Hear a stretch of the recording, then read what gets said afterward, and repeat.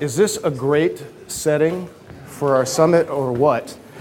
I asked if I could have permission to tell a political joke. I figure if Barack Obama can stand in front of the Lincoln Memorial when he accepts his nomination speech, we can stand in front of the Acropolis for BIF-4. I tried to get an Antigone joke. I asked a lot of people before we started, and nobody could come up. Kurt, nobody could not come up with an Antigone joke. My name is Saul Kaplan. I'm the founder and chief catalyst of the Business Innovation Factory. And on behalf of our entire BIF team, let me welcome you to BIF-4. I have been very blessed with a lot of interesting jobs and responsibilities. I wear a lot of hats, but being the chief catalyst of BIF is one of the more important opportunities I've ever had. And if you ever get the chance to create your own title, I highly recommend it. For me, there's nothing more important than being a catalyst. It's the role I would most aspire to. I remember back to my high school chemistry class, where we learned about what a catalyst was. And I still remember, to this day, that the catalyst was the one who got the reaction started and then got out of the way, right? So getting a reaction started and getting out of the way is the highest order role that I think anybody can play. I also remember from that class that the catalyst didn't get used up in the reaction, which I think is which is also a good thing. This is so exciting. I look forward to this day every year. The opportunity to bring a group of like-minded innovators together, innovators that want to roll up their sleeves and work on real solutions, on better ways that we can deliver value. Is there a better and more important time for us to have this conversation than right now? I don't think so. But innovators, you are the answer to the economic difficulty that we're having today. You are the offensive play. It's time for us to stop admiring the problems. Boy, do we love to admire problems. But this crowd, our innovation community, is not about admiring problems. It's about solutions. It's about working together and figuring out new and better ways to deliver value and to solve problems. It's as simple as that. And it's my greatest joy to be a catalyst, to get this conversation started. It's great to see we're oversubscribed again. This is our fourth year doing this summit. The first year, some of you would remember, we started in a smaller room at the Hotel Providence right down the road. We had about 150 people our first year, and we were amazed, that we could get 150 people that wanted to start a conversation with us. We then moved here to Trinity. Kurt was kind enough to invite us into his home. And today we're not only in the Trinity home, but Kurt, your home here, the play that you wrote, and we'll hear from Kurt here in a little bit. We're very grateful for that. Thank you very much. But last year we were sold out, and this year even more so. So we're very encouraged by the interest in our conversation. There are, I think, let me ask, how many of you have been here for more than one of our summits so far? Take a look at that.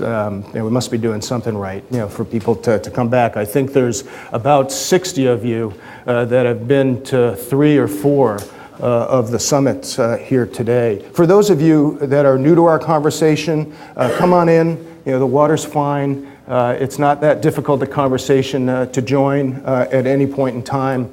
We're about enabling collaborative innovation. And there's really 3 simple ideas that we focus on in our conversation. The first is about innovation. We're all innovation junkies, right? We believe, and I know all of you believe, that there's a better way. It's in our bloodstream. It's in our genetic makeup. We are the type that is never satisfied and constantly looking for a better way. No matter how good it is, there's a better way to do it. And it starts with very simple things, that we deal with every day. We all drive, I know I do, drive the people around us absolutely crazy because we're constantly looking for a better way to do something. You can ask my wife, who will be here in a little bit and spend the time with us. I know I drive her crazy. I remember, in fact, this is how I got into this accidental bureaucrat role. I had the good fortune to be able to retire after a number of years as a road warrior consultant, traveling around the world trying to help large companies to change.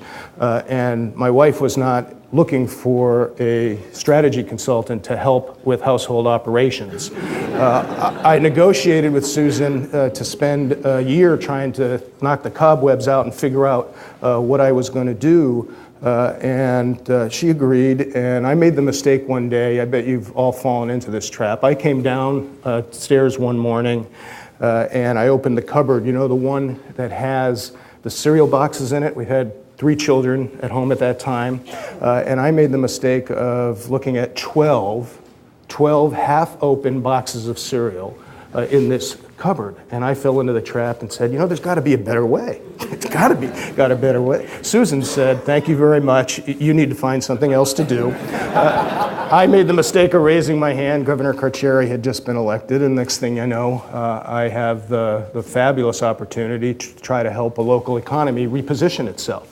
And the good fortune to be able to start the Business Innovation Factory. But whether it's simple things that you do every day or far more important things, right? We're all frustrated when we take a loved one, to an emergency room or to some part of the healthcare system, and it drives us crazy. It infuriates us that one part of the healthcare system doesn't talk to the other part of the healthcare system to share information to deliver a better experience for all of us. Right? It infuriates us. When we look at what's going on in our public school systems, this makes me cry. Right? When did we stop watching this ball? When did we allow, right, our public education system to stop delivering, to our kids? And when are we going to start focusing again on creating the new systems that will deliver better value, to the student, to the patient, to us as citizens? It's not that hard. Those of us in this room, have the capacity to do it. So innovation is not about invention or creating a better mousetrap. It's about creating a better way to deliver value, right? And that's what we focus on at BIF. The second important concept is that of collaboration and getting below the buzzword of collaboration. And we all talk about how we're going to work together, but I think if we're honest with each other, we know that it's an unnatural act to cut across institutions, to cut across disciplines, to cut across operating units. We all live in that every day. But guess what? The real opportunity, the real way that we're going to fix these big issues that we need to deal with are not in our silos. They are in the gray area between our silos. And we're only going to make progress if we learn how to work and think horizontally and to connect the dots across our silos. And that's what BIF is about, and that's what this summit is about, to provide opportunities for innovators that come from every imaginable part of our society and our economy, and to create an environment where you can connect the dots horizontally and to find that opportunity in the gray areas between you. So we're passionate about collaborative innovation because we think that's what it's going to take to create the kinds of systems changes that are necessary to solve these problems. And the last idea in our conversation has to do with enabling it. How do you make it happen? We can't just sit back and admire these problems. We have to act. And act means experimenting. It means trying new things.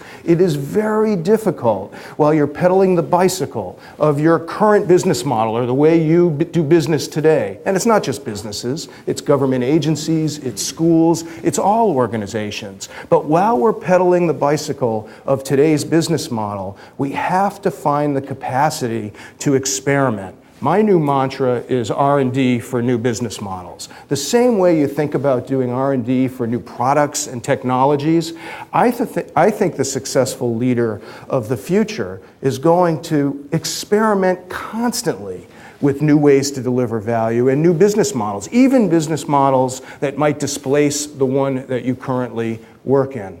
Tomorrow's CEO or organizational leader, I predict, will have to change his or her business model 3 or 4 times over the course of their career. That's not something we learn. That's not something we've learned in business school. We can only learn that by experimenting and learning from other innovators that have that experience, and we're trying to create that community. So the conversation is easy to jump onto. It's very straightforward. We're incredibly encouraged by your desire to join it. Just a comment about this summit, pretty easy because there aren't many ground rules for it. We're just trying to listen to great stories.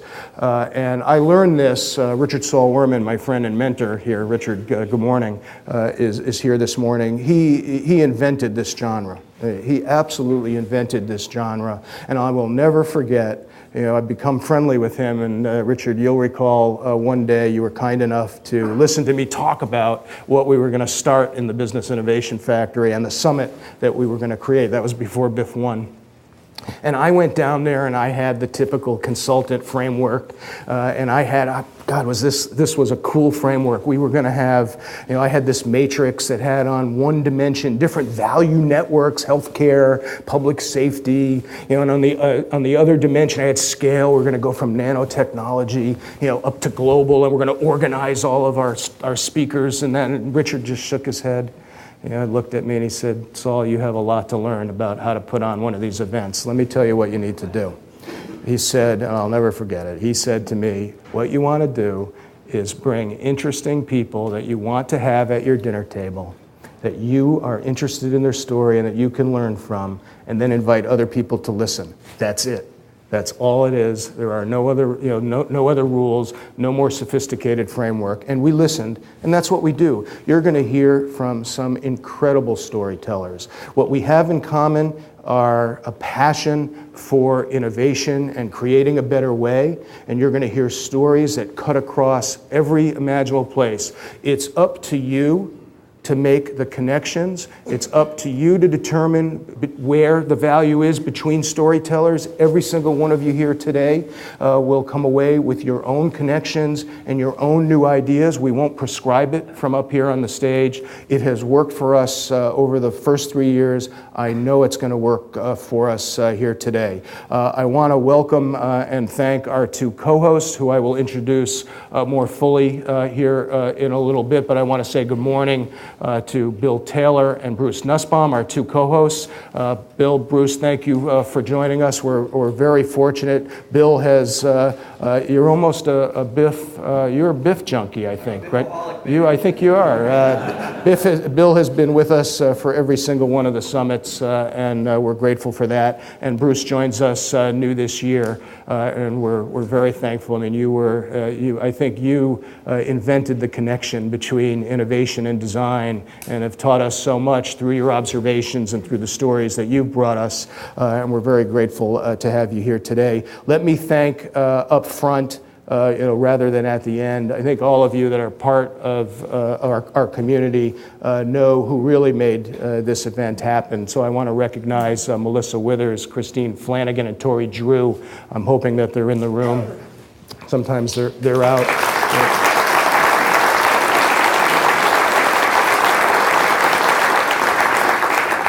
This trio is amazing, and that's why we're here today, because of the 3 of them. I'm very grateful for that.